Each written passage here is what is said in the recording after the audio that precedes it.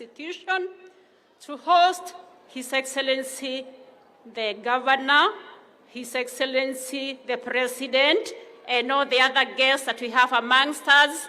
We feel very much honored. We want to take this opportunity to welcome them to our school. Feel at school, if not at home, and you are welcome again and again.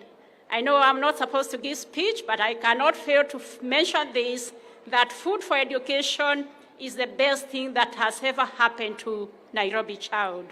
We come from an environment where our learners are vulnerable, and therefore this is an opportunity that is not delayed. Thank you for that great opportunity. His Excellency the Governor of Nairobi, it is a golden moment for Nairobi child. I also want to say thank you so much for finding it fit to do it in Roysambu Primary. This is a moment that will never be forgotten in Nairobi or in Roysambu Primary.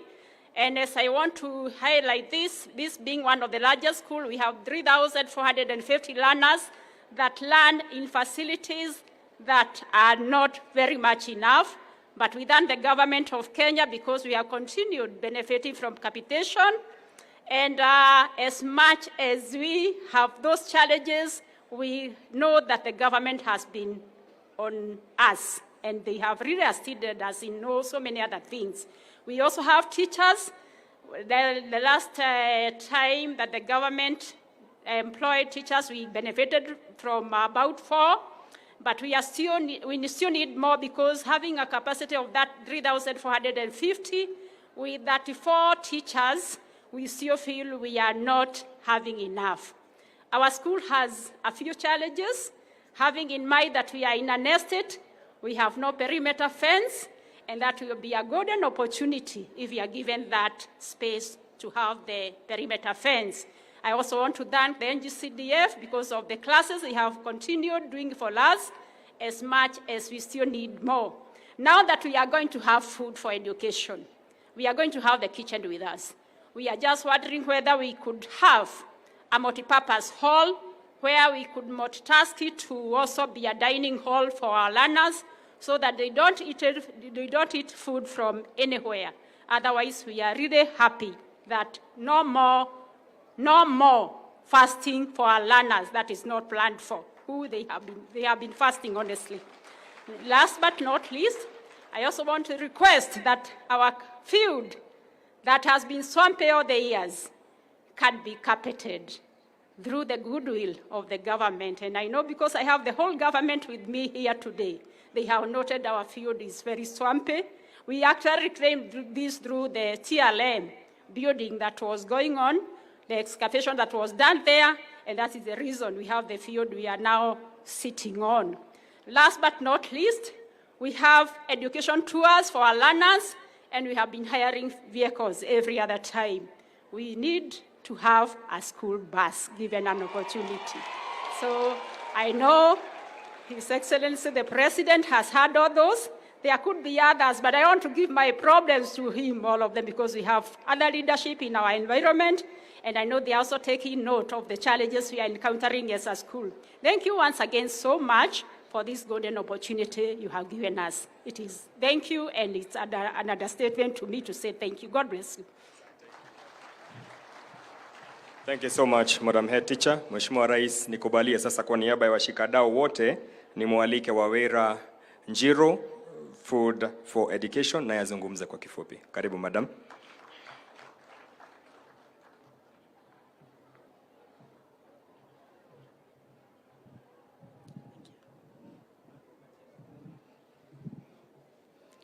Your Excellency, the President, Dr. William Samoei Ruto, Your Excellency, the Governor, Johnson Sakaja, Member of Parliament, and all leaders who are here, good morning. Good afternoon, sorry. My name is Wawera Njiro, and I am the founder of Food for Education. When I started Food for Education, I never imagined that there would be such high impact for children. We've seen improvement in school attendance, school performance, enrollment. Children are staying in school simply because they have meals. And I'd like to thank the governor of Nairobi. I met him a couple of years ago when he was senator, and he promised that when he became governor, he would implement a school feeding program for all children in Nairobi. And today is that day, and I'm so excited. Tumpige makofi. So all children in Nairobi will be getting meals every single day, rice and beans, rice and dengu, vegetables, ata chapo one time. Mnafurahia chapo? Yes. I'd also like to thank the president, because when we met last year, he made a promise that he would make school feeding an agenda in his manifesto, and he has. By being here, by increasing the budget for school feeding, he's fulfilling that commitment. So thank you, everyone, and we're very excited to be partnering to ensure that all children in Nairobi have access to nutritious meals. Thank you.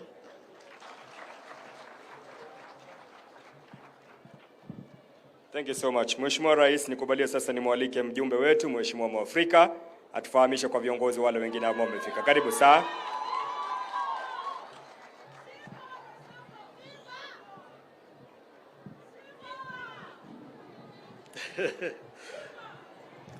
Thank you so much, Your Excellency, the President of the Republic of Kenya, Governor wetu, Super Governor wetu wa Nairobi, CS wa Education, Mr. Machogu, wabunge wenzangu, viongozi wote ambao wameshirikishwa hapa. Jina yangu naitwa Kamanda Mwafrika, na mimi ndio mbunge wa Roysambu. Thank you. Your Excellency, allow me to introduce the political leadership present here. Let me start with the MCAs. MCA, he is Kimani Mogo, the MCA Zimmerman. Thank you. Another MCA from Githurai, Mwangi Wasoko, MCA Githurai. MCA Ute kutoka Kahawa Ward. MCA Sospita kutoka Roysambu. MCA kutoka Kahawa West, Clement Kamaru. Thank you. Other MCAs from other areas within Nairobi, other wards, please, for recognition. Tuko na Bishop kutoka Nagureti, tuko na Roro, tuko na Bena. Come and introduce from your area. Yes. Thank you, Your Excellency. We have Mheshimiwa Susan Makungu kutoka Mlango Kubwa. Tuko na Kimani Mugo ambaye ametajwa. Tuko na Mheshimiwa Brian Itenya, nominated MCA. Tuko na Mheshimiwa Karis kutoka kule Ruai. Tuko na Mheshimiwa Simba wa county ambaye anaitwa Wahinya. Tuko na Sospita ambaye ametajwa kutoka Roysambu. Tuko na Mheshimiwa Samora kutoka pale Clay City. Tuko na Mheshimiwa Njeri ambaye ni nominated kutoka Dandora. Tuko na Mheshimiwa VG ambaye ni nominated kutoka Langata. Tuko na aliyekuwa mheshimiwa hapa Zimmerman, Mheshimiwa Mbono. Tuko na Mheshimiwa Daktari Clement Kamaru. Tuko na Mheshimiwa Hashim Kamau kutoka kule Kamukunji. Tuko na Mheshimiwa Diana Katile ambaye pia ni speakers panel wetu. Tuko na Mheshimiwa Faria. Tuko na Mheshimiwa Eutychus Mokiri. Tuko na Mheshimiwa Beatrice. Tuko na Mheshimiwa Dionysius. Tuko na Mheshimiwa Aaron Kangara kutoka kule Viwandani. Tuko na Mheshimiwa Mrefu kutoka kule Ziwani. Tuko na Mheshimiwa Osama mwenyewe kutoka Udhiru Ridhimitu, na tuko na Mheshimiwa Mark kutoka Hospital Ward. Tuko na mzee wetu Mheshimiwa Jeremiah Mofaya mwenyewe kutoka kule Kayole Central, na tuko na last born wetu Mheshimiwa Engineer kutoka kule Njiru Ward. Asanti.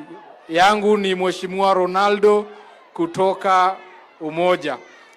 Tuko na Mheshimiwa Alan Maina kutoka Dandora, Bazu mwenyewe. Asanteni. God bless you. Thank you so much, Roro. Your Excellency, the President of the Republic of Kenya, allow me to take this opportunity to welcome you all here in Roysambu. Let me also introduce the members of parliament present. Tuko na Beatrice Serachi kutoka Dagoretti North. Tuko na Mheshimiwa Karauri kutoka Kasarani. Asante. Your Excellency, wacha nichukue nafasi hii kukurudishia shukrani mingi sana pamoja na gavana wetu kwa sababu ya kuchagua Roysambu iwe ya kwanza ya kujengwa hii jiko, hii kitchen ya chakula. Mr. Governor, hii mambo ya hii jiko ya chakula tunajua ya kwamba is your brain child.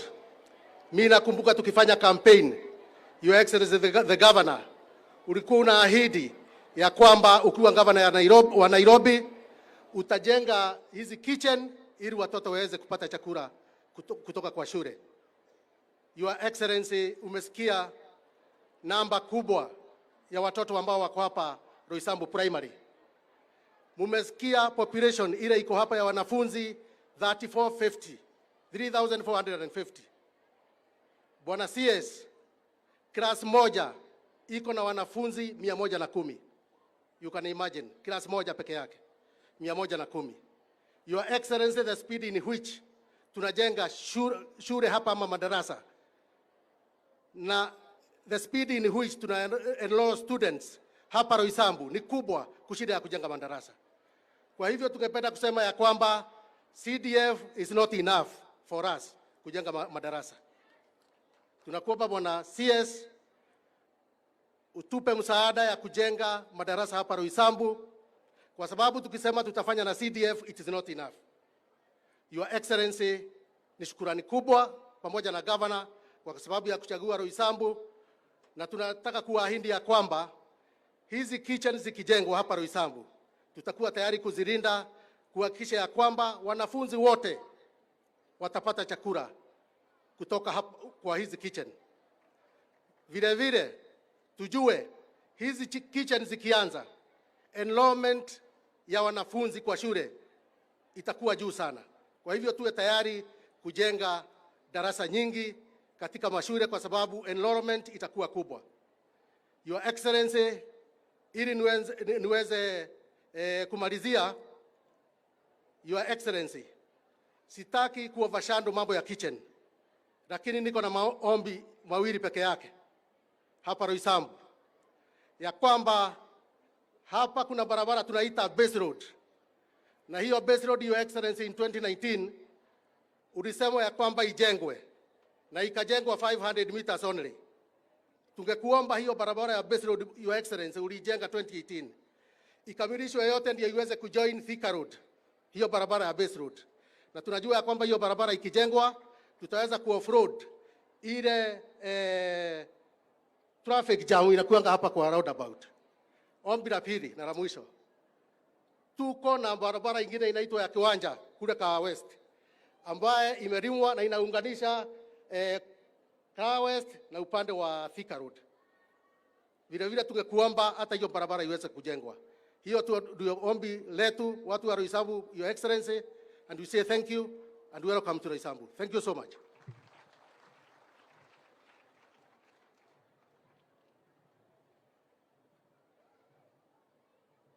Nafasi hii Mheshimiwa Rais, nikubalie nimwalike gavana wetu.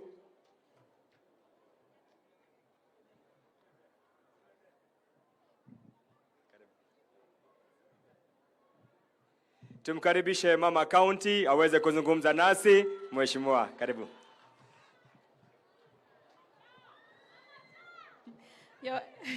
Your Excellency, the President, Dr. William Samoei Ruto, the CS of Education, Ezekiel, Mashogu, the Governor, Johnson Sakaja, the MP of the area, Mwafrika, my fellow members of parliament, the head teacher, the MCAs. Wananchi hamjambo? Hamjambo tena? Leo Roysambu mumefurahi? Raisi kukuja kwenyu ni kitu muhimu, si ndio? Sasa mumeona development itaanza, si ndio? Kitu ninataka kusema, munaniita mama taa. Hapa tutakuwa na mama chakula. Tutakuwa na mama chakula. Wawira, congratulations. Your program is commendable. Your Excellency, women can do so much. This lady and what she's done for food programs and the partnership with our governor is really commendable. The governor promised kitchens, he promised food for our children, and he's doing it. What I want to say, Your Excellency, is without partners, we can go with partners, we can go very far.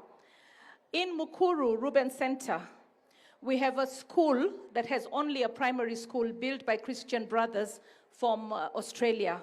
They have 60 million shillings to build a secondary school. That money has been sitting in an account for over 10 years. Your Excellency, I would like Christian brothers from Australia to be given the land. There is a parcel of land in Mukuru, Embakasi South, Ruben Center, where the Christian brothers have built a primary school. Now that primary school, we don't have transition. And the reason is the neighboring land, which is about 5 acres, was awarded by the former president, Moi, to a gentleman called Baramasai, who's very, very old. And that land, I'm trying even through the lands committee to have it revert back because the community have refused anything to happen on that land. So the 60 million is waiting to build our children a school. I want you to help solve it. I came to Mukuru once when you were launching the housing project. And I remember C.S. Macharia saying, Your Excellency, I must commend you. What you have managed to unlock in 2 weeks, we struggled for 2 years. So what we've been unable to unlock for 10 years, I expect that Your Excellency, you will unlock it. Christian brothers with the donation from Australia will build a secondary school, and my children in Mukuru will be able to transition to secondary school. Another thing, Your Excellency, it is known that I'm supporting the finance bill. And the reason I'm supporting the finance bill is because of what is happening even here. I've seen the governors hold you ransom and say they want more money. And when they want more money, they want that money so that they can be able to do the things that the Governor Sakaja is doing here. Governor Sakaja, this is a very valuable investment. I have seen children go to school from as early as 5:30, they start walking. They have not had a good breakfast. If you keep them in school till 4 o'clock and they don't have a meal in between, they will not be able to study. And the budget of over 600 billion going for education will be wasted if our children are hungry and they cannot study. So I want to say, wananchi, wajua maisha itakuwa ngumu, lakini baada ya kuteseka kidogo, nchi yetu itaenda mbele. Lazima tujitegemee, lazima tulipe ushuru, lazima tujenge nchi yetu. Ndio maana mimi ninapongeza serikali kutafuta hiyo pesa hata kama itakuwa ngumu, ili tuweze kutoka kwa deni, tuweze kujenga ile infrastructure ambao hatuna kwa hii nchi yetu. Mimi nataka kuona wamama watoke slums, waingie kwa nyumba ya mawe, watoto wa live na dignity, wapate chakula kwa mashule, wapate elimu bora. Watu ambao wako na kazi sahihi wasipoteze kazi yao, kwa sababu mtu ambao anafanya kazi kama daktari au nurse au mwalimu anawasaidia wale ambao hawana kazi. Na hii project, Wawira alisahau kusema, hii project ata-employ watu kama 3,000 directly kupika wa chakula. Hiyo ni kazi kwa vijana, kazi kwa wamama. Na indirectly, wale watu ambao watapanda mboga, watasupply briquettes, watasupply masahani, kila kitu, 15,000 jobs. Tujenge Kenya yetu. Asanteni sana. Sasa nipatie hiyo wakati ya kualika governor wetu Johnson Sakaja, kwa sababu hii ni project yake na serikali yetu. Asanteni sana.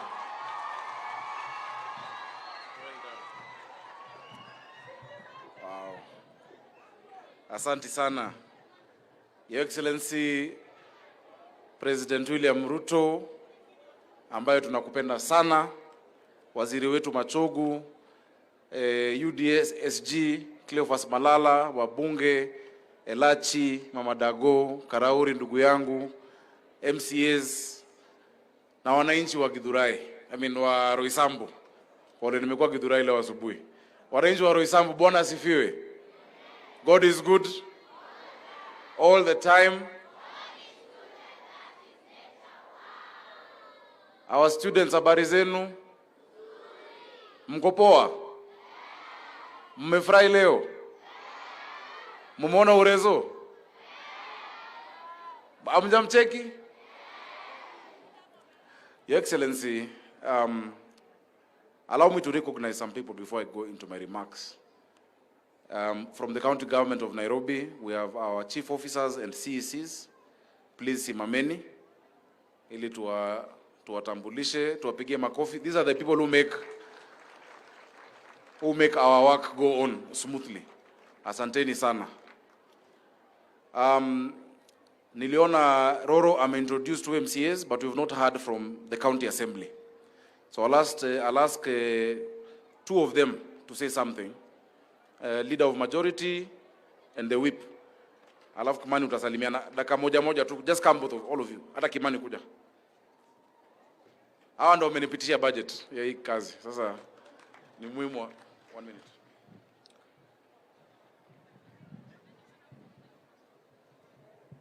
Your Excellency Dr. William Samoei Ruto, CS Machogu, our Governor, Super Governor Johnson Sakaja, Mama Chakula, Mheshimiwa Pasaris, all the protocols observed, na SG wetu. Good afternoon. Kwa majina naitwa Mheshimiwa Ronaldo, MCA Umoja 1 na UDA Chief Whip ama incoming majority Chief Whip. Hii mambo ya Jubilee tukiharakisha, hivi karibuni tutakuwa majority katika County Assembly ya Nairobi. Na mimi ni kushukuru His Excellency the Governor kwa sababu wanafunzi wa Roysambu mko. Mnajua hii feeding program inamaanisha nini? Inamaanisha hii ndiyo mwisho ya kula chakula baridi. Mnajua hivyo? Inamaanisha tumefika mwisho wa vitabu zenyu kumwagikiwa na supu ya chakula mkiwa mebeba lunchbox. Si ni kweli? Na hii ndiyo mwisho yenyu kukula chakula ambacho hakina nutrients ama si balanced diet. Kwa sababu kutoka tarehe 28 August tutawapea chakula moto, tutawapea chapo, tutawapea fruits mkimaliza kula. Na mimi nikushukuru Rais kwa kuwa umesikizana na gavana wetu na ukaona this is the right way to go. Let's treat our children with dignity that they deserve.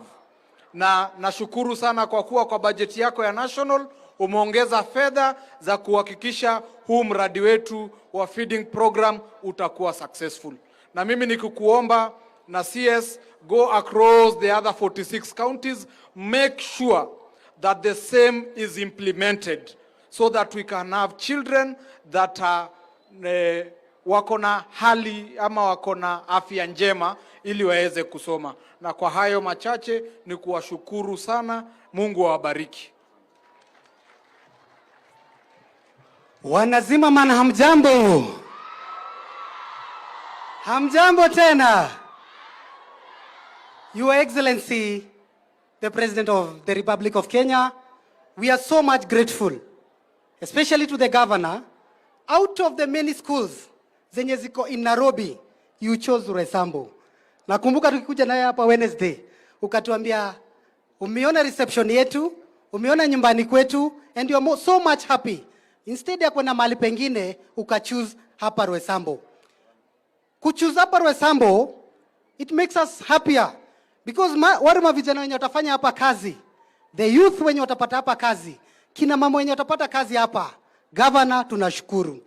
Again, hii field sasa imekuwa kidogo. Kumbukeni, Your Excellency, kutoka huko base, maji yote hukuja, inakuja ina form swamp hapa Roysambu Primary. So, President nakuomba tu, the last time ulikuja hapa ilikuwa pale Deliverance. Nakumbuka tukivuka zile mitaro. Kumbuka tu ahadi yetu ya drainage na siwa ya Zimmerman Ward. Hiyo tu ukitusuluhishia tuko sawa kabisa. Again, ya mwisho tu, ningetaka tu kukuomba as you go back. Kutoka pale Mirema, maji yote yenye inatoka Dhome, yenye inatoka kutoka ile side ya Roysambu, inakujanga inaingia Zimmerman. Na ndio maana hapa tuko na swamp. Tumekuja kwako na mheshimiwa Mwafrika, tumepresent budget ya around 96 billion. Tupate drainage ya kutoka pale Roysambu, iteremke iende hadi Kiu. Shida yetu yote imeisha. Tunashukuru sana, hapa ni Zimmerman, tuna Zimmerman na tunasaidia Jadhaine. Jadhaine Primary wameniomba tu. Sitakosa kutaja. Uwakumbuke tu, because ile side ingine shida tu ni transformer, ili shule yenyewe na hiyo mtaa yote ikuwe mzuri. Tutakuja tu kutembelea na Mwafrika, at least tuende kwa CS wa energy tupate transformer. Asanteni sana na Mungu awabariki. Your Excellency, all protocols observed. Personally naitwa Anthony Karanja na ningetaka kuchukua fursa hii kumrekebisha MP. Jiko letu la kwanza liko Dagoretti South. Na ni mahali tulikula lunch na wewe Your Excellency, na Mama Dish. On top of healthier children, warm food, we have a reduction in truancy in schools. And not just enrollment, but pia watoto wanafurahia kukaa shuleni kwa sababu ya ile chakula. We are very grateful as Dagoretti South, na tunawakaribisha muje mfanye benchmarking kabla hiyo jiko ijengwe. Ya pili, on behalf of the assembly, ningetaka kukuhakikishia that we are supporting Governor Sakaja 100%, na tutampitishia on Tuesday 1.2 billion kujenga hizi majiko na kusubsidize chakula ya watoto. Kwa hivyo we are committed as members of the county assembly, na liwe liwalo, juu chini kushoto kulia, majiko itajengwa na watoto wetu watakula. Kwa hivyo asante sana, God bless you. Bishop Dimurefu. Asante sana. Your Excellency, the CEC who is in charge of this program and who has been pushing this program is the youngest minister in a county government. Alikuwa waziri na 29. I don't know if your birthday has come or not. Bado. She's 29 years old. She's the one who's run with this program from the beginning, from the time we went to Wawira's kitchen. Before we got into office, I'd like her to come and say something very quickly. Anaitwa Susan Silantoi. Tumpigie makofi.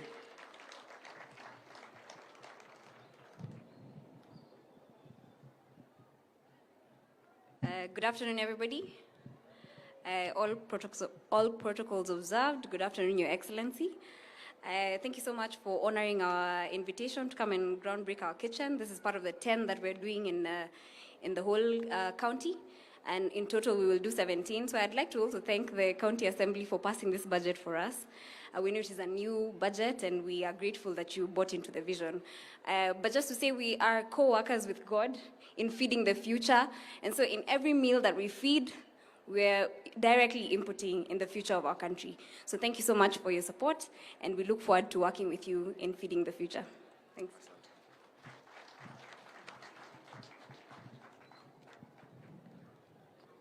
Thank you very much.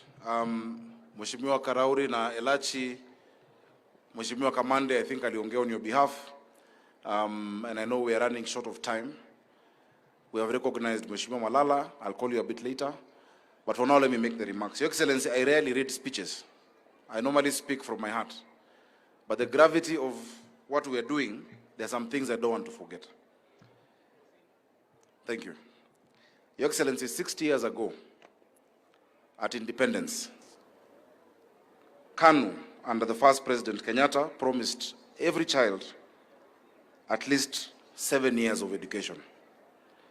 45 years ago, President Moi promised to abolish tuition fees for children in the later years of primary school. 20 years ago, President Mwai Kibaki abolished school fees for all primary school children. The pattern is clear. Since independence, we have done our best as a country to expand opportunity and confer dignity by educating our children. We are here today as Nairobi County to write our own page of history, of that very proud history. We are here to groundbreak the 10th kitchen of Nairobi school feeding program, Dishi na County, the largest feeding program by a city on the continent of Africa, Your Excellency. Your Excellency, a dignified life demands a decent education. That is why we want every single one of our children in school ready to learn. Your Excellency, when I was Senator of Nairobi, some schools had been vandalized during the COVID break. I remember going to 2 schools to donate desks. I went to Raila Educational Center in Kibra, and I went to Gatina Primary in Dagoretti North. When I went to Gatina Primary, and I asked these children, after giving them the desks, what would you like me to do for you? Normally the children will say, we want footballs, we want a school bus. The children all in unison said they wanted food. When a child asks for food, they really need it. As a parent, I was very sad. And that time in 2020, I said, I must do something about it. In the Senate, I drafted the National School Feeding Act, or rather bill. It never saw the light of day. I benchmarked to the US 1965 School Feeding Act.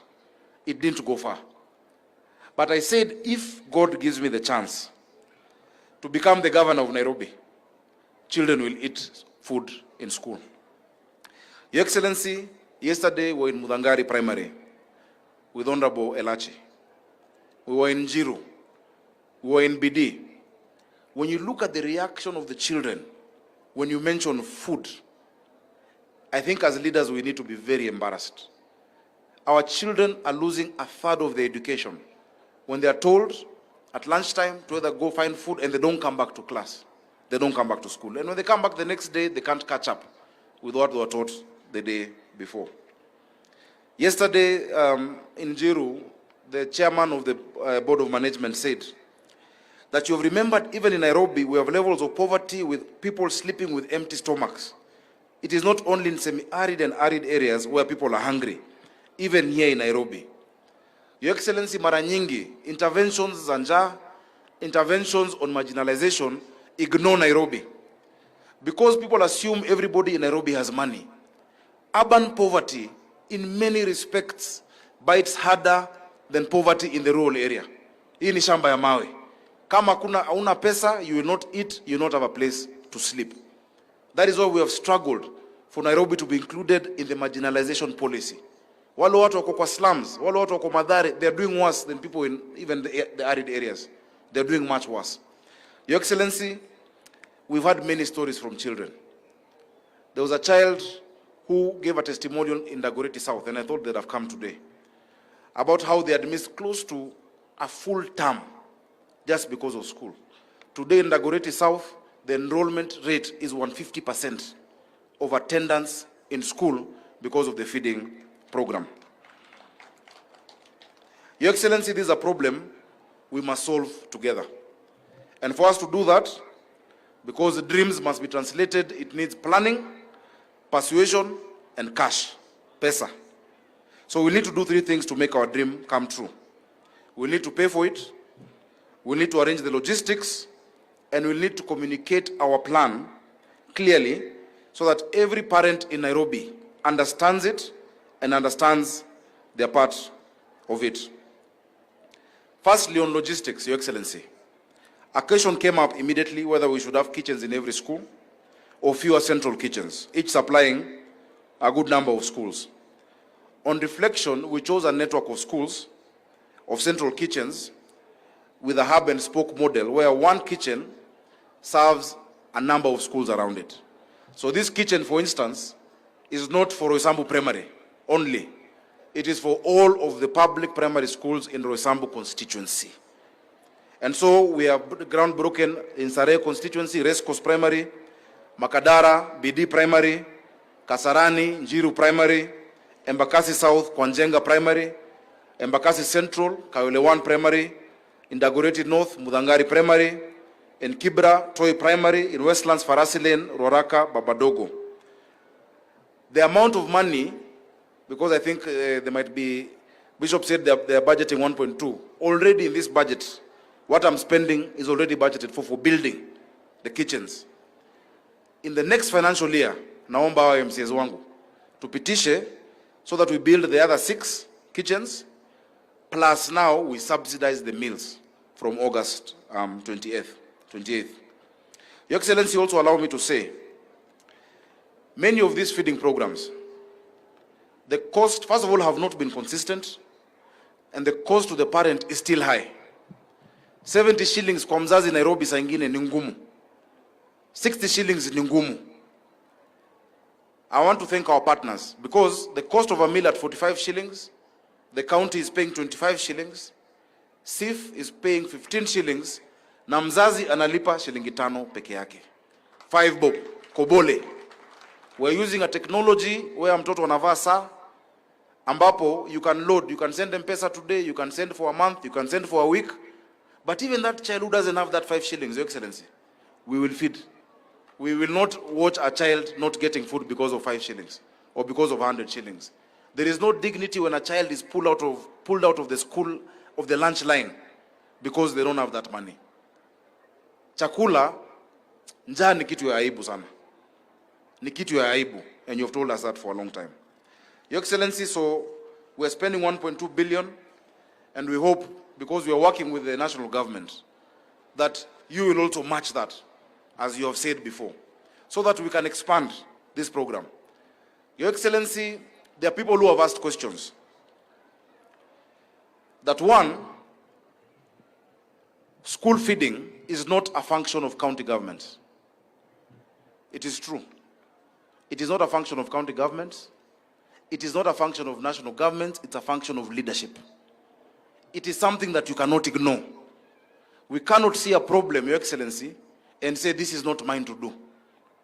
We must put concerted effort, which is why we are giving bursaries to secondary schools, to primary schools, despite that, to colleges, despite that being a national government function. In 10 years of devolution, tulikuwa na governor wa kwanza, tukakuwa na governor wa pili, tukakuwa na NMS, tukakuwa na Kananu. For 10 years, Nairobi County gave bursaries worth 3 billion, and in 6 months, Your Excellency, we have given bursaries worth 1 billion and 25 million ile ya kutoa bursaries. Tumepeana scholarships, and our scholarships ukipata form 1 unaenda form 1, 2, 3 and 4 without a break. These children of ours in Nairobi, we cannot shirk our responsibility. And I want to implore my MCAs. Article 189 of the Constitution gives us a framework of partnership between the national government and the county government. We are doing an MOU, because the MPs will tell you, anyone who is sensible will tell you, watoto wa Nairobi wamekosewa. We have 210 schools only for a population of 5 million people.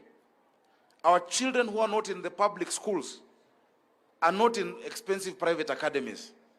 They're in what we call up-bet schools, alternative provision of basic education and training. Unapata shule, Sunday ni kanisa, Monday ni shule, jioni kuna kesha, the next day there is a youth meeting, because we have not given the infrastructure. Successive governments have done bad to the children of Nairobi. We must do something.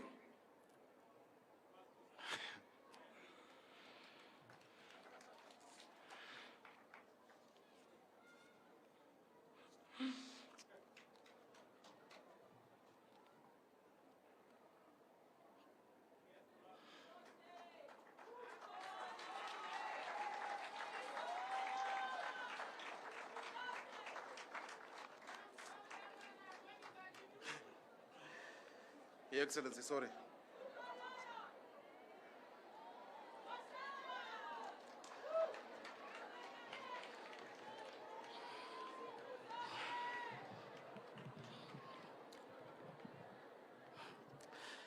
Your Excellency, ni uchungu ya watoto.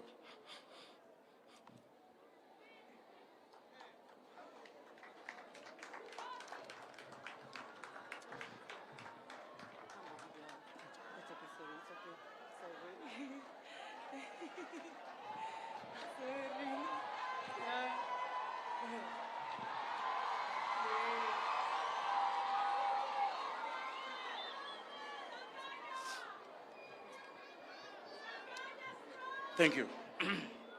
Your Excellency. Your Excellency, this thing must work. There's no other way. It must work. These children deserve the same that your children have and that my children have. And so I thank you because you have supported from the beginning. Whenever there's been resistance, you have called your minister, you have called whoever matters for these children of Nairobi. Thank you so much, Your Excellency. Allow me to stop there because I think the point has been made. We are doing 10 kitchens in 10 weeks. This is the only project I have sat with contractors. Nikwambia hii msieke mchezo. This one, don't play around with. And they have understood they are not just building a building. They are giving our children dignity and a hope for the future. So, Your Excellency, karibu sana, Roysambu, karibu sana, Nairobi. Thank you for supporting me in doing this. We are going to deliver. And one day, vile wanakumbuka maziwa ya Nyayo, watakumbuka chakula ya Ruto. Watakumbuka chakula ya Ruto. Allow me, Your Excellency, now to invite Waziri. And Waziri has been very, very supportive. We have sat down with him. We have agreed on the framework. We have a working group together between us and the national government. I'm grateful for what you've done for us, Waziri. Thank you. Yeah, thank you.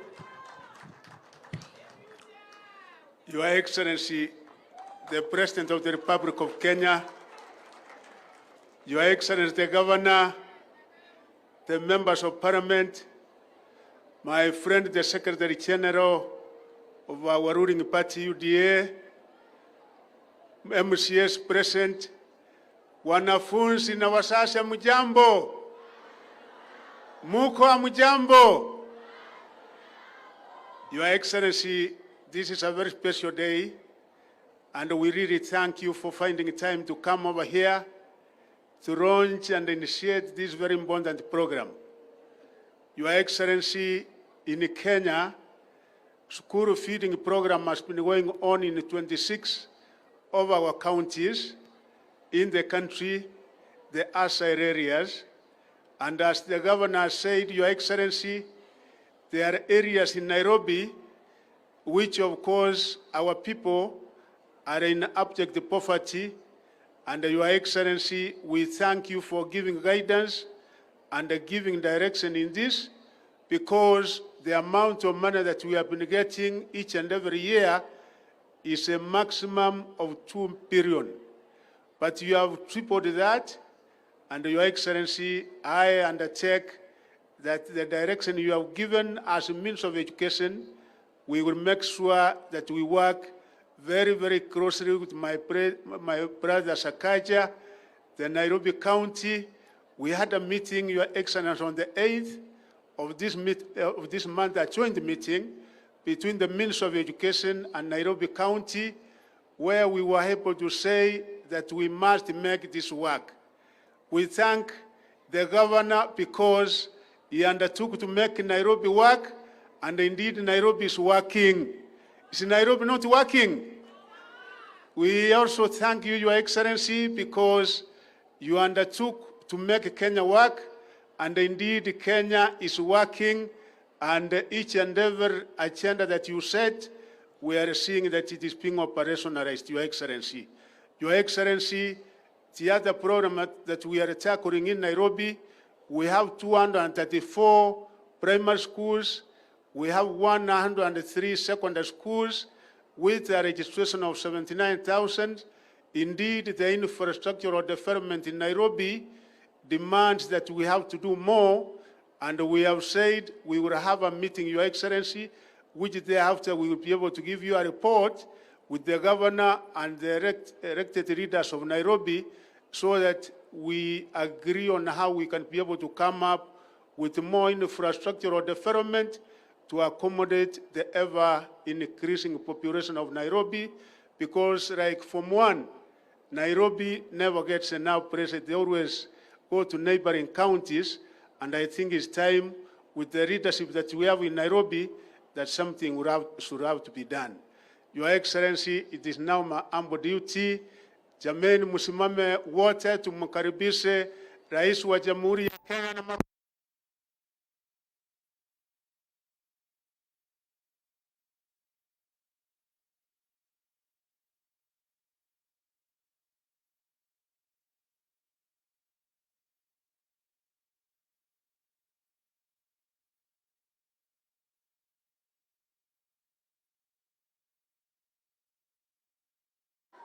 Bwana kiongozi wa bunge letu la kaunti pamoja na viongozi MCS, wabunge wetu wa kaunti ya Nairobi, walimu, wazazi na wanafunzi wa hapa Roysambu, hamjambo.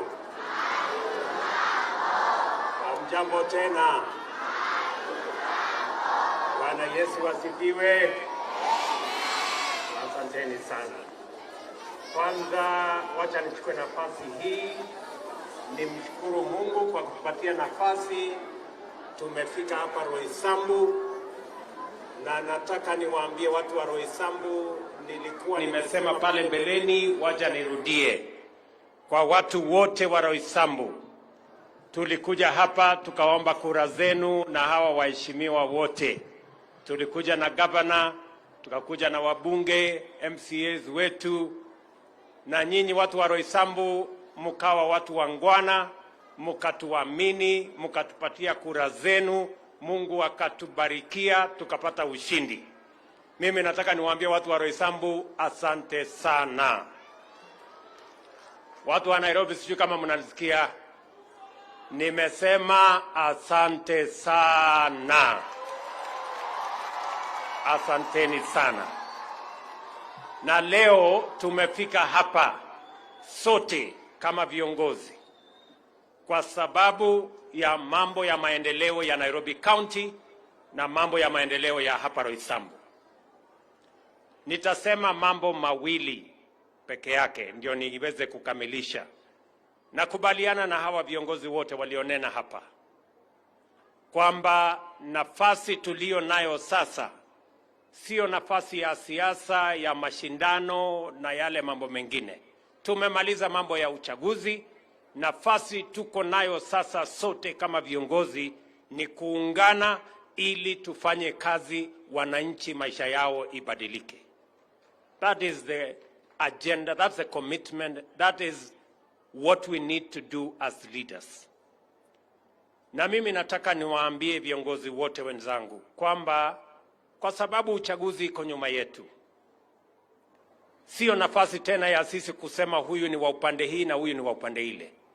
Nataka niwaombe viongozi wote, hakuna wananchi wa upinzani, hakuna wananchi wa serikali. Wananchi wote ni wananchi wa taifa letu la Kenya.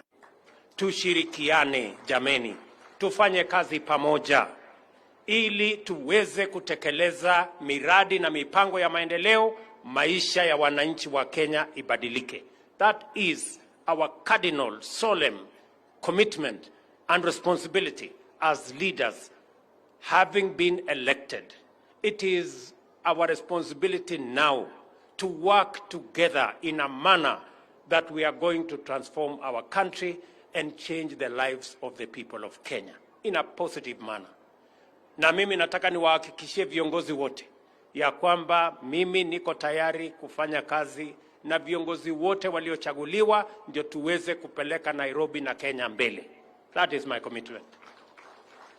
Jambo la pili, wakati nilikuja hapa Roysambu, muliniambia kuhusu ile sewage system, huyu kamande na huyu MCA wenu wamesema.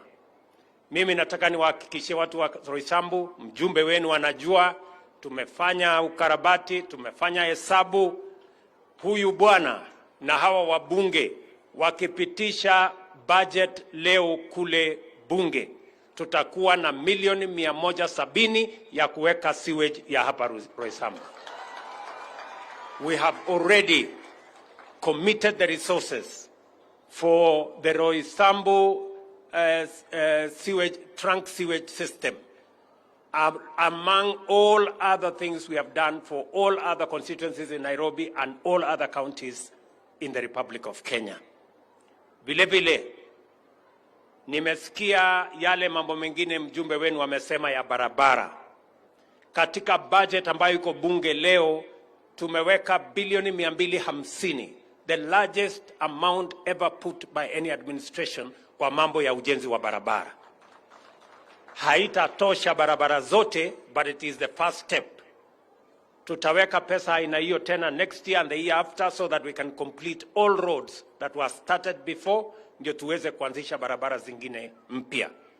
Mimi nawauliza wabunge, tafadhali, tuko na mambo mengi ambayo tunataka kutekeleza kwa manufaa ya wananchi wa Kenya, wakiwemo wananchi wa Nairobi katika budget yetu, and that is why I am asking all of us to work together towards making our country great and making our people and their lives better.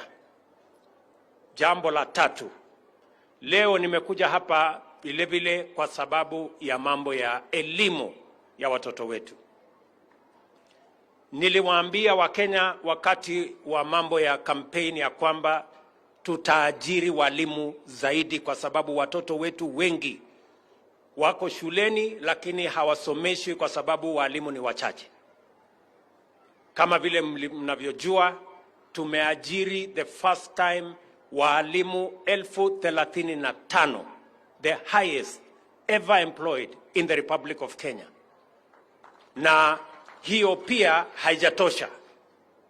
Ndio nimesema katika hii budget ambayo hao wabunge wataenda kupitisha leo kwa mapenzi ya Mungu, pia tumeweka budget ya walimu wengine 25,000 ambao watakuja kufundisha watoto wetu hawa. We have a commitment that we must reduce the gaps in education in our primary and secondary schools, including our TVETs, so that we can ensure that our children are not just in school, but they are being taught and they are learning and they are acquiring knowledge. Leo nimekuja hapa kwa mwaliko wa governor wenu. Na mimi nataka nimwambie my friend Arthur Sakaja Johnson ya kwamba I feel you. I feel what you feel. Kwamba na nilisema wakati wa campaign, we must eliminate the shame of hunger in our republic. And we must be intentional, we must be deliberate, we must have a plan on how to do it. Tusiwe tu tunafanyia siasa. Na ndio sababu kwanza tumepanga vile ya kuzalisha chakula, kwa sababu dawa ya njaa ni kuzalisha chakula ya kutosha. Tumesajili wakulima 500,000. Tumewapatia mifugo ya mbolea karibu 3+ Tumeweka katika hii budget, na mimi naomba hao wabunge mwende mupitishe hii budget. Tumeweka bilioni 5 ya kuzalisha chakula zaidi katika taifa letu la Kenya. Na zaidi katika hii budget ya mwaka huu, I also committed to the people of Kenya that we are going to enhance our school feeding program. From 2018, tumekuwa tukilisha watoto 1,600,000. 1.6 million kids have been fed under the school feeding program from 2018 by the government of Kenya. I did commit that we are going to double the number. I want to announce here today that we are not just going to double the number. We are going to increase the number of children in our primary schools under the school feeding program from 1.6 million children to 4 million children. Watoto wetu 4 million kutoka ile tulikuwa tunafanya kwa miaka iliyopita 1.6 million. Katika hii budget tumeweka pesa 5 bilioni ya kulisha watoto wetu shuleni, na tutaongeza 1 bilioni kwa supplementary, so that we can have 4 million of our children going to school and having a hot meal for lunch every day when they are in school. Na nimekubaliana na governors, kila governor ambaye ataweka shilingi 1 kwa school feeding program, serikali ya Kenya itaweka shilingi 1 kwa school feeding program. We are going to match counties who have a plan on school feeding program, shilling for shilling.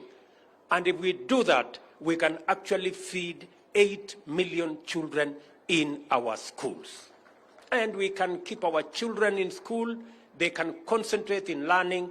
We will increase our learning outcomes. We will increase our attendance in schools. We will increase their concentration, and we will increase outcomes from our schools if our children are attending class with a full stomach. That is what we want to do.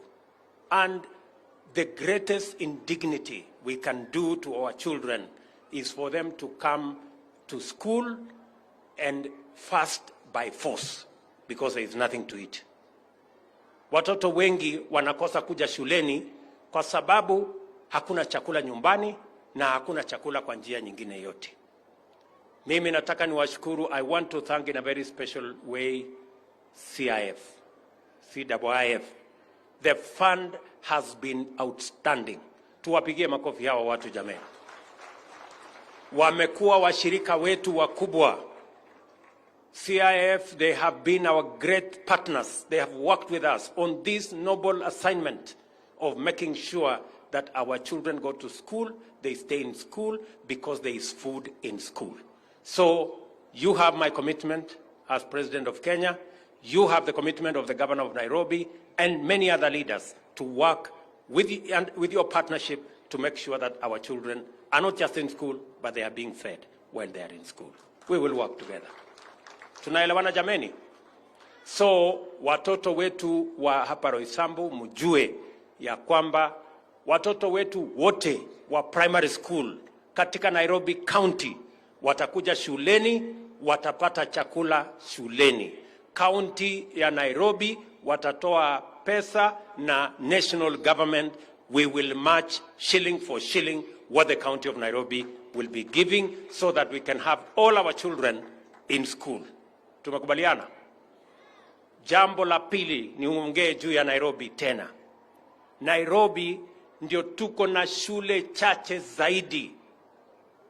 As a percentage of the population of Nairobi, we have the least schools than any other county in Kenya. Nairobi hii. Tuko na shule 204 katika Nairobi County.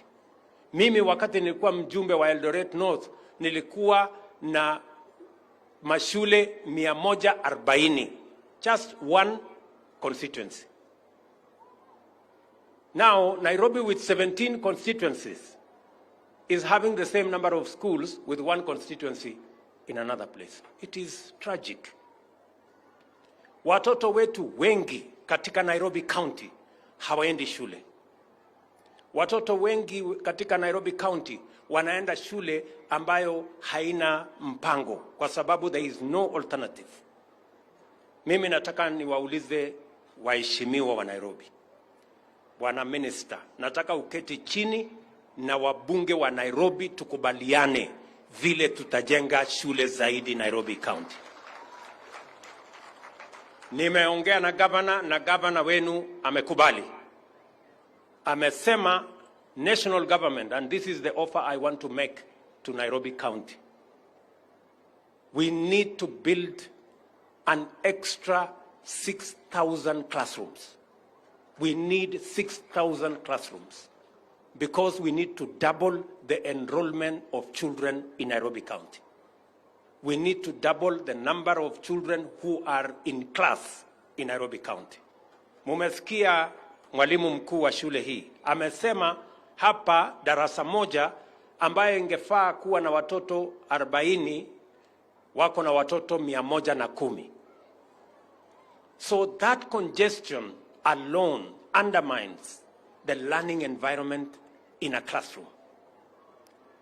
The congestion does not give an environment for our children to learn. So, mimi nataka niseme hivi. As national government, we are going to build a new 3,500 classrooms in Nairobi County. We are going to put there 3 billion shillings. Nataka tuelewane. Tuko pamoja? Over the next 3 years, we are going to put 3 billion shillings to build an extra 3,500 classrooms. Bwana Kamande, darasa moja ni shilingi between 800,000 and 850. Mtu akipitisha hapo ni ukora. So, na tutakubaliana. The ministry have done the mathematics. We know how much it costs to build a classroom.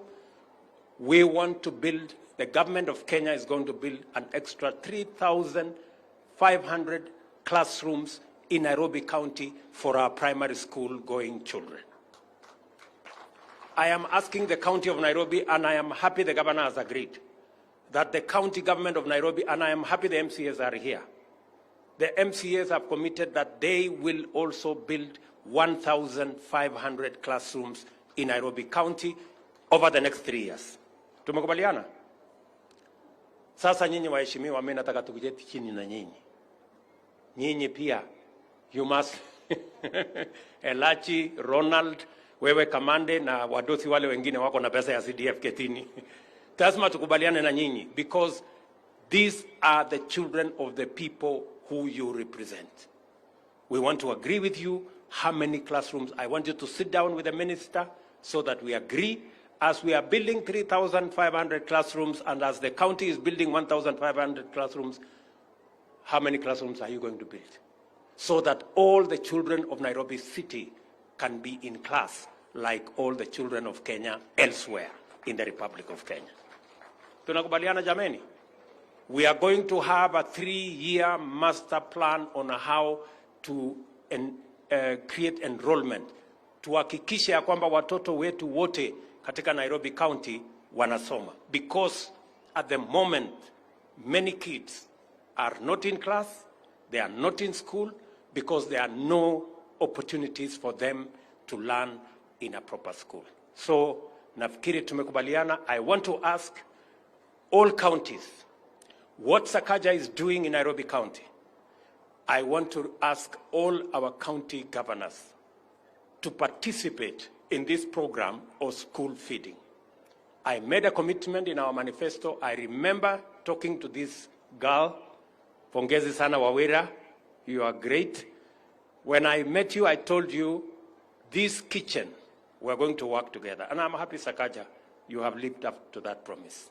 So we will make sure that watoto wetu wote, watasoma, wako shuleni, ndio tuende mbele pamoja. Mwisho kabisa, mimi nataka niwaambie watu wa Nairobi, katika ile mpango tuko naye, hii budget ambayo iko bunge inapitishwa leo, mimi niliwaambia Nairobi hapa, watu wengi wanaishi mahali ambapo hapafai.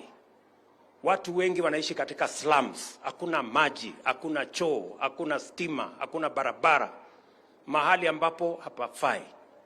Na wengi wa wabunge wenu hawa wamechaguliwa na watu wanaishi katika slum. Mimi nimesema hii slums tutaondoa. Tutajenga nyumba 200,000 kila mwaka katika taifa letu la Kenya. Tutajenga nyumba 200,000 ili tuondoe watu wetu kutoka mahali ambapo hapafai, ili tuweze kuwa na nyumba safi, iko na stima, iko na maji, iko na sewage, iko na mambo hiyo ingine yote. Na zaidi, katika ujenzi wa hiyo manyumba tunahitaji vijana 1,000,000 watakaofanya kazi pamoja na sisi. Mimi nataka niulize, Nairobi iko shida ya ajira ama hakuna shida ya ajira? Si iko shida kubwa? Vijana wengi wako nyumbani, hawana kazi. Tumeweka mpango ya kuhakikisha ya kwamba katika ujenzi wa manyumba Tutakuwa na watu ambao wanafanya factory huko kwa mabati, factory huko kwa simiti, factory za chuma, watu plumbers, masons, electricians, carpenters, watu engineers, quantity surveyors, architects. Hiyo dunia yote tutawakusanya, kila mtu afanye kazi, na hata watu wa jua kali tumesema watatutengenezea milango, madirisha na mambo yale mengine yote, ndio Kenya hii patikane ajira, kila mtu aweze kujisimamia. Sasa mimi nataka niwaulize watu wa Nairobi, si ni vizuri tujenge nyumba vijana wetu wapate ajira? Ama mnasemaje? Si ni vizuri tujenge nyumba hawa vijana wapate ajira, na tutoe watu yetu kwa slums waishi mahali pazuri? Sasa kama wewe ni mbunge umechaguliwa Nairobi, na wewe unapinga ati tusijenge nyumba, wewe umeajiriwa na watu wa Nairobi, unalipwa mshahara, wewe utaki watoto wao walipwe mshahara kama wewe, wewe utaki watu wa Nairobi waishi mahali pasafi vile wewe unaishi, wewe unataka wakae kwa slum, watoto wao waendelee kuhangaika barabarani. Wewe ni kiongozi ama wewe ni adui ya wananchi? Tuambiane ukweli. Yeah? Surely, which leader in this day and age will oppose a program that is going to give dignity to his voters, that is going to give jobs to the people who have given him a job, that is going to give decent livelihood for the people who have voted and pays for their salary? You cannot be a leader, you must be something else. Sijui kama tunaelewana jameni. Tuko pamoja? Tuko pamoja? Ndio mimi nilisema, mimi nangojea kuangalia mtu ambaye anasema anataka watu yake waishi kwa salamu. Anataka vijana ambao wamemsaidia akapata ajira waendelee kuhangaika barabarani wasipate ajira. I am looking, huyo mtu sijui anakaa namna gani, na sijui kichwa yake ni mzuri ama iko kombo kiasi gani, ama ni aje ndugu zangu? Surely. Na nimesema vile vile katika hii budget tumesema vijana wetu ambao wanatoka Tibet, tunataka vijana waje wafanye kazi. Tumesema hata furniture. Hii furniture inatengenezwa hapa Roysambu. Kuna watu wengine wanaenda kununua furniture China, wanaenda kununua furniture Marekani, sijui wanaenda kununua ati kitanda na hii kiti ya kukalia hapa, unaenda kununua Marekani, na tuko na vijana hapa wanaweza kutengeneza furniture. Nimesema kwa hii budget wale watu wanaleta furniture kutoka nje watalipa ushuru kubwa sana, kwa sababu tunataka vijana wetu watengeneze furniture hapa nyumbani. Tuko na vijana wa kutosha, tuko na mbao na randa na hiyo ingine, watoto wetu hapa wafanye kazi. Ama mnasema mnataka tulete furniture kutoka nje? Kitanda ya kulalia hii inatengenezwa hapa Roysambu. Si hiyo ni ujinga ama nini jameni? Si ni ufala mingi sana? Niwaulize, tumesema wale watu wanaleta simiti kutoka nje. Tuko na factory ambayo vijana wetu wanafanya kazi hapa Kenya. Miaulize watu wa Roysambu, twende tulete simiti ya watoto wengine, watu wengine wanaajiriwa, tuwache watoto wetu wahangaike, na tunaweza kutengeneza simiti hapa nyumbani kwa factory yetu. Sijui kama tunaelewana. Factory ya chuma namna hiyo. Tumesema hii mambo yote, we want to work for our country and we want to work together. Na katika hii budget nimeweka pesa bwana Kamande ya watoto hawa wapate chakula lunch time. Wewe utaenda kupinga alafu si waende wabitishe hii budget tuendelee na kazi? Ama mnasemaje watu wa Nairobi? Waende wabitishe ama wasibitishe? Alafu unasikia ati mtu analalamika ati sijui iko 3%. Sasa wewe hata kama 3% umeambiwa utoe, umebaki na 97%. Sio 97% ikutoshe. Wacha hii 3% tutafutie hawa vijana wengine ajira. What is the problem? Wacheni ubinafsi bwana. Hapana, wacheni hizo. Sijui kama tunaelewana. Alafu sasa unakuta wengine wanaendesha propaganda, wale wanapiga sijui kusupport finance bill, wamelipwa sijui milioni 1, sijui shilingi 2, sijui shilingi ngapi. Hiyo ni upuzi. Nobody, an intelligent person doesn't have to be bribed or given anything to do the right thing. An intelligent person will do the right thing because it is the right thing. Sijui kama tunaelewana. Tuko pamoja jameni? So I want to ask wale watu ambao wanapoteza wakati yetu. Sisi hatutaki kitendawili, sisi hatutaki sarakasi, sisi tunataka tufanye kazi, tuende mbele. Ama mnasemaje Nairobi? Mnasema tuende mbele ama turudi nyuma? Na mimi nimesema vile vile, hawa watu wanatuambia tuendelee kukopa pesa. Kenya tukope pesa mpaka sisi tukue bankrupt. Nyinyi mnataka tuendelee kukopa pesa? Tukutanye ushuru, hawa wadosi watoe ile wako naye. Kila mtu atoe kitu bwana, wacheni maneno. Sisi tunapata mshahara, tutoe, wananchi Kenya na isonge mbele. So mimi nataka niwashukuru sana. Mimi nataka niwahakikishie ya kwamba we are going to be focused, we are going to work together, na nimewaambia hawa viongozi ya kwamba tunataka tushirikiane ndio tupeleke taifa letu la Kenya mbele pamoja, na tutashirikiana pamoja. Tumekubaliana? Ya mwisho, nimekubaliana na huyu gavana wenu ya kwamba mambo ya matibabu ni bottom up. Tunaanza na kijiji. Tumesema wale tunaanza matibabu na community health promoters. Wale watu 7,000 hapa Nairobi County, 7,000 and what? 7,460. Hawa community health promoters, mimi nashirikiana na watu wa CIF kuwapatia equipment, na serikali ya Kenya tutaweka pesa ya kulipa hawa watu tukiambatana na county. Sakaja atalipa pesa nusu, mimi nitalipa pesa nusu, na hawa watu watafanya kazi katika kila kijiji. Kila nyumba 100 tutakuwa na community muuguzi, mtu mmoja ambaye atakuwa anazunguka hapo, anapima pressure, anapima sukari, kama uko na homa, anapanga mambo yako, anakuambia hospitali ya kwenda ni hapa, usiende ile. Kama ugonjwa yako ni ile ya kwenda dispensary, atakwambia weenda dispensary. Kama ni shida yako ni ile ya kwenda kwa health center, atakwambia health center. Kama ni ile ya kwenda referral, atakusaidia uende referral. Ndio tusikuwe na msongamano, wewe kila mtu apate dawa. Na kama hata hahitaji wewe kwenda hospitali, pengine ni homa tu kidogo, atakupatia aspirin, wewe unamalizana na huyo, wewe unakaa nyumbani unaendelea na kibarua. Sijui kama sijui kama tunaelewana. Si ndio? Sisi tulisema tunaanza kule bottom up jameni. Yeah, so that is the plan. So na hiyo pesa yote iko kwa hii budget. Ile ya Sakaja iko kwa budget. Ile yangu iko kwa budget. Sasa nyinyi mnataka kwenda kupinga, mnataka hawa watu waendelee na ugonjwa ama mko na maneno gani? Hapana. Allergy please.